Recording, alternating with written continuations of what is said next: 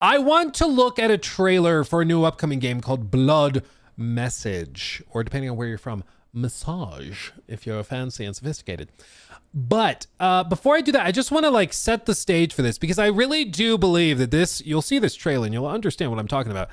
I really think this next generation, going into like the PlayStation 6 and the next era of gaming, is going to be defined by these Eastern devs, by studios we've never heard of before. Like the PS4 era was defined in large part by like Sony third-person adventure games, you know, heavily inspired by like The Last of Us and Uncharted games. And we got some of those during that generation as well, but they were defined by those narrative-driven cinematic experiences. And that's really what defined the generation. There were other great games during that time, but I feel like when you think of the PS4 era, when you think of that like mid 20-teens era, those are the games that pop top of mind. This generation, I feel like things have largely been dominated by like live service pushes. And as Colin tweeted out, it doesn't take a genius to understand why Sony's desperate to find success in games as a service and why they'd be smart to continue down that path. There isn't a grouping of single player game in existence that could drive this level of revenue. Sad but true. And yeah, you can see of PlayStation, percentage of PlayStation Store revenue, and this is consistent base of ongoing major franchises and high potential partnerships. You can see that like well over 50% of their annual revenue is coming from the big heavy hitters of Fortnite, EA Sports, Call of Duty, NBA 2K, GTA 5, Ubisoft Plus classics, so the big Assassin's Creed games, for example, Rainbow, you know, all of those games. That's where most of the money is coming from.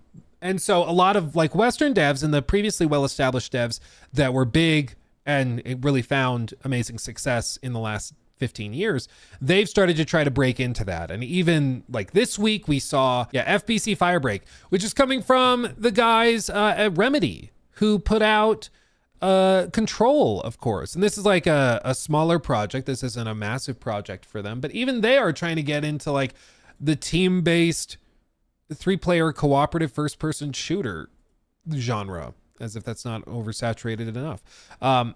And they try some other stuff too, obviously. But, you know, we're seeing everybody kind of take a whack at that side of things because it can make so much money. And yet, even at the same time, we're seeing games pop out, kind of out of nowhere, at times at least, from studios that are fairly unknown, and they just start dominating the discourse. Like, totally.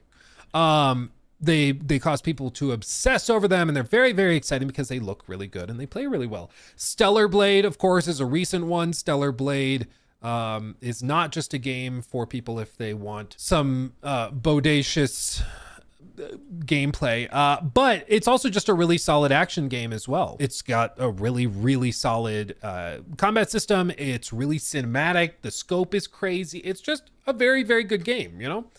And there's plenty of others. Black Myth Wukong also popped off. You know, some of these are from like South Korean devs. Some of these are from Chinese devs. Some are from Japanese devs. But a lot of these are from studios that previously were not very well known. They might have worked on some mobile games or some like MMOs or big games, you know, maybe in the Eastern markets, but not necessarily big in the Western markets. And yet Western gamers are seeing them and connecting with them, even on the console side of things. These devs that historically have been focused on like mobile games are popping off. Tides of Annihilation is another one that looks amazing. This is coming from a team that also is pretty unknown. I believe this is their first game, I believe. Are they going to splash the logo? I don't really remember the name of the studio. Forgive me. But this one is really trippy and crazy. Like, look at this.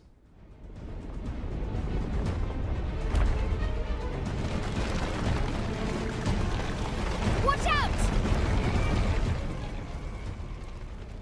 And then they have this whole fight in the library. If you remember this sequence. If I can get it to load.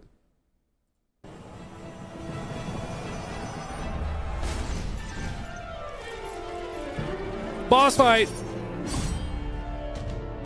You're weaker than before. Swinging your sword Like, that. there is amazing talent in these studios that we just haven't seen before. And these new teams are breaking into Western game or the Western games industry very, very quickly. and ferociously, and it's exciting for people. Other games like Phantom Blade Zero also have been exciting a ton of people with combat systems that are mind-blowingly complex. And you know, when Phantom Blade Zero was first revealed last year, the year before, people thought it looked too good to be true. They thought the gameplay was like faked. And then we saw the actual gameplay. We're like, oh no, that's actually like the game. I had the chance to try it last year at Summer Games Fest, and like it actually just is this good.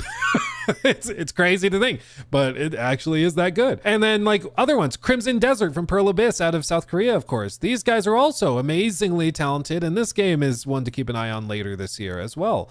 They're just starting to come out swinging, and there's another one now as well, which brings us to Blood Message, which is another game that came out of absolutely nowhere. But this is being produced by Thunderfire Games. It's established beside Westlake in Hangzhou, becoming NetEase's first game studio in the city. Over more than a decade of development, Thunderfire Games has grown into an innovative and internationally recognized game developer with top-tier R&D ability. And they break down some other stuff that they've worked on and things. Series successful titles such as Justice, Naraka Blade Point, Chinese Ghost Story, Fragpunk, and Ananta. The studios collaborated with Blizzard to bring globally renowned games like World of Warcraft, Hearthstone, and Overwatch to Chinese players. With exceptional self-development capabilities, Thunderfire pursues excellence, innovation, and remains committed to its original passion, creating immersive gaming experiences that beyond players' imagination goes beyond their imaginations. The dazzling virtual worlds created by Thunderfire, filled with rises and falls, witnesses both the passion and excitement of players and Thunderfire's dedication to innovation and craftsmanship. And this team, based again out of Hangzhou in eastern China, they're coming out swinging with another one. Let's see what it is. Is this going to be another one that pops off? Let's see. I have a feeling.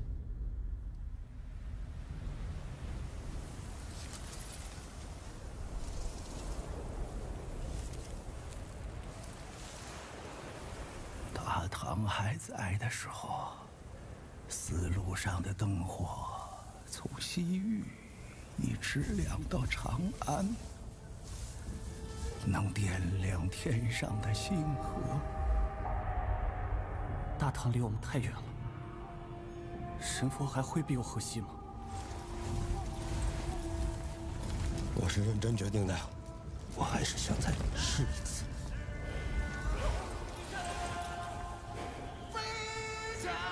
今日我们所流的血，是为了把大唐带回来。我们必须在破城之前把安宁带出来。 Oh baby!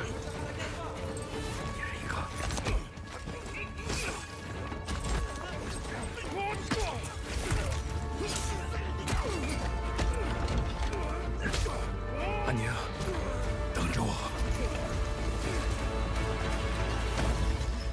安宁，阿爷，我将追随沙洲一举。去长安。 这是让他们去送死！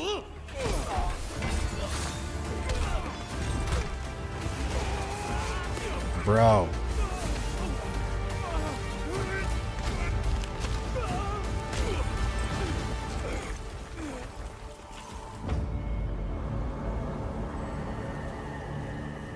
输赢成败，皆如沙上之大，风来即散，为众生之苦。” 长漫于天地之间。回家吧，这一切毫无意义。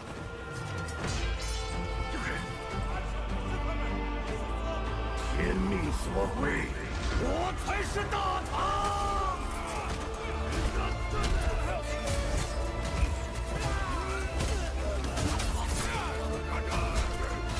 到头来，除了死更多人，什么都不会改变。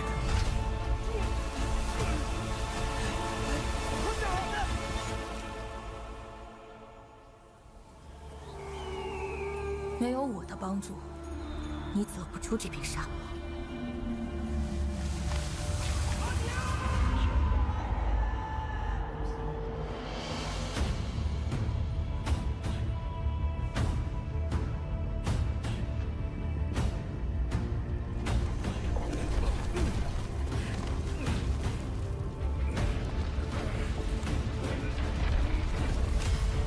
Dude, it's like Uncharted meets Assassin's Creed meets God of War.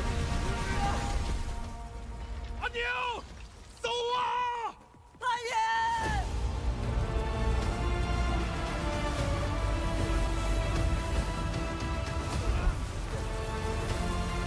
如果神不肯拯救我们的部族，那就让我来。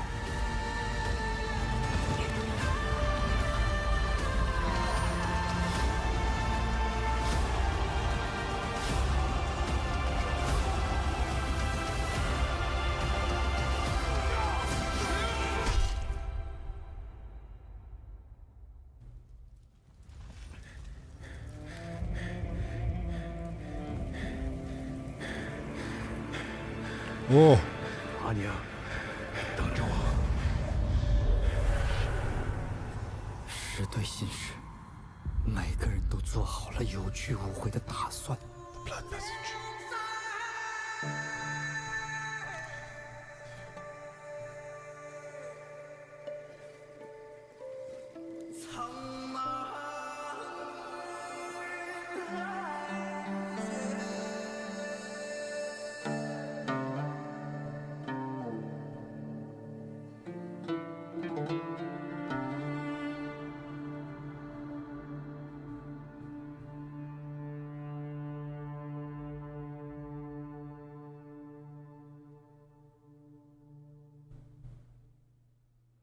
'But don't worry, you're getting fair games and marathon. Don't worry about it. Don't worry about it. You've got other stuff to play.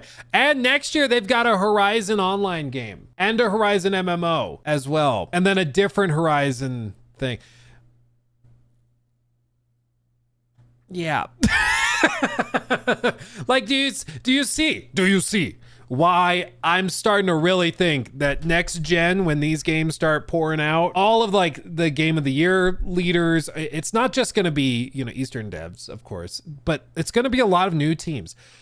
Even like Sandfall out of France, you know, a team with their first game coming out, and right now likely the front runner for game of the year. And it's a team that you know, a year ago was not being taken too seriously. Like, it wasn't seen as that much of a threat, but now they're leading it off. And it just goes to show you there's amazing talent out there. I really just believe that so much of that talent has been squandered by poor management, poor leadership decisions, by executives that would rather try to twist that talent into being used for cash cows and live service games instead of just making something more compelling. You know, this, can you just imagine if you know, Ubisoft came out with this trailer? It was like, hey, this is Assassin's Creed China or something. People would lose their minds. Like, it would break the internet. People just brains melting, because this is the type of game people want. This is the thing that excites them. This is really cool. It's just coming from teams you probably haven't heard too much about. As you can see here, it's from NetEase Thunderfire 24 Entertainment, coming to PC and console platforms. The game is based on true historical event of the Dunhuang's uprising, set in the Tang Dynasty in 848 AD. Players take the role of a nameless messenger who embarks on a perilous eastward journey to deliver the message that holds the fate of his homeland. Oh! It's pretty Gucci. Pretty Gucci. So this is just one more to add to the list of games that look really, really good and that I think could totally pop off and end up being, you know, phenomenal. As you see in the comments, single player, linear action adventure. Yeah, I'm getting this. Yeah, but I mean, can you imagine if like, this is not a mystery. This is what's so funny about this generation of consoles and releases, is that none of this is really that novel. Even, it's not that surprising. We've known, and they've known, players love these kinds of games for years. I mean, again, the last generation was kind of defined by these types of games, and it was defined by that because players connected with them and bought a lot of them and loved them. They loved them. But now we see the trailer, and it's exciting because we've gotten so little of that from the previous, you know, kings of that type of game, Sony and PlayStation, because they've instead just chosen to totally focus on live service slop. This is the kind of game all those AAA studios should have been making instead of those live services. Yeah. And I'm guessing they would have made a lot more money than those failed live service games as well.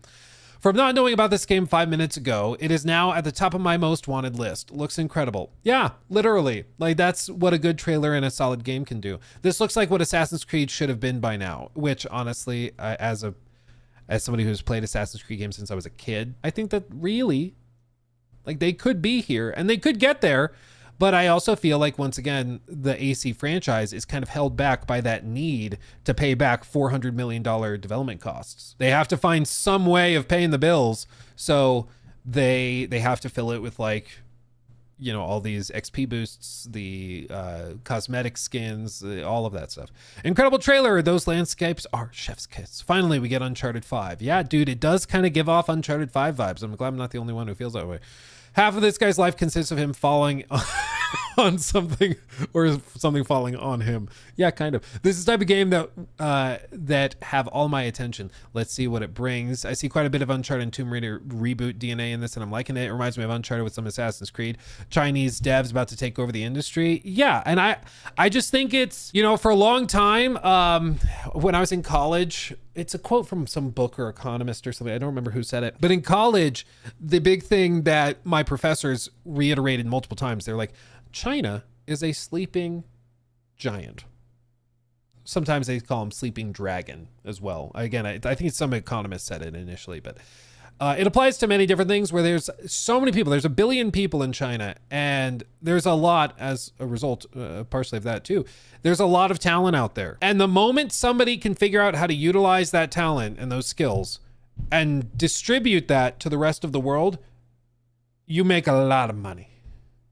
Lot of money, you know, because there's some people out there that even, you know, are releasing big AAA games, and they're not even that talented. And they're making millions. Imagine if there's a company and a team that is very talented who starts releasing games globally. Like, that's when you start to pop off. That's when you have Black Myth Wukong selling tens of millions of copies. So it's once you start breaking into the worldwide market that things start to get crazy. And it's happening, you know, not just with video games, with stuff like this, or Crimson Desert out of South Korea, or Phantom Blade, also out of China. Tides of Annihilation, I believe these guys are South Korean. I could be mistaken about that. I'm not totally sure. Black Myth, also Chinese developers. It's not just in the video game space, but it's also everywhere else, like cars. Like, once Chinese cars could start being sold in the US, like, oh, oh, you know, there's some, you know, Ford, whatever they call it, the F-150 Lightning might be in trouble. You know, it already is, to be fair. Yeah, some Tesla Model 3s might be in trouble. Same with phones. Like, have you guys seen that trifold? Is it Xiaomi trifold? I think it's a Xiaomi. Yeah.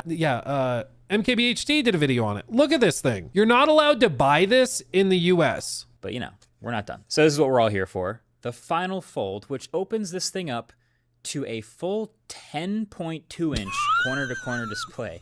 So this is now a full 3184 by 2232, 90 hertz OLED display, thin bezels all the way around, amazingly, with a hole punch selfie camera over to the left side, 2 creases, 2 hinges, and yeah, this is not an iPad mini size screen in your pocket. This is literally a full-sized 10-inch tablet in your pocket, which is actually incredible. Now, it's not perfect, to be fair. I mean, it's not dust resistant at all. They actually said if you carry it in your pocket, the lint in your pocket could cause the hinges to break.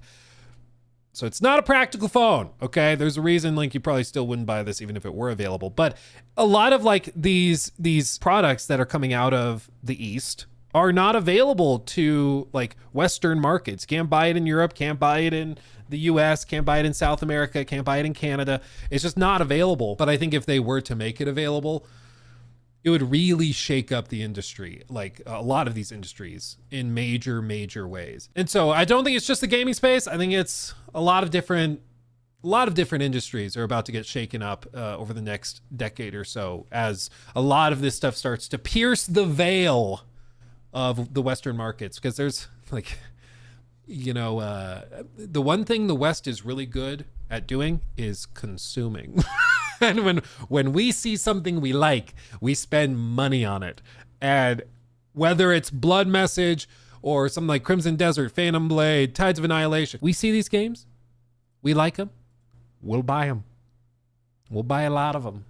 Especially because we are not, we're really not getting much. Like, we're not getting these games that historically PlayStation's been able to deliver, and we will eventually get more. I mean, Naughty Dog's working on stuff, Santa Monica's working on stuff. We will get those games. Ghost of Yotei's later this year. But like, Ghost of Yotei is one game in 2025, and then just like in the next, I don't know what these timelines are like. I don't know what Tides of Annihilation or Phantom Blade, like what their estimates are, but probably in the next like 48 months, more likely like 24 to 36. We're going to get all of these, and then even more. You know, the Black Myth Wukong guys are going to come back with another game and, you know, take the world by storm again. I'm pretty sure. So it's just, you know, don't assume that the next generation is going to be more of the same. I think whenever there's somebody asleep at the wheel, they tend to get punished. And I feel like Sony is largely asleep at the wheel, and they've been riding on the coattails of a very successful generation last time around. And they could get humbled pretty quickly by some of these devs that are producing stuff players are connecting with that they've been asking for, and they just haven't been given yet. So buckle up, guys. It's going to be crazy. But I think the takeaway is we're going to have a lot of pretty amazing looking games coming in the not too distant future. He took my thing.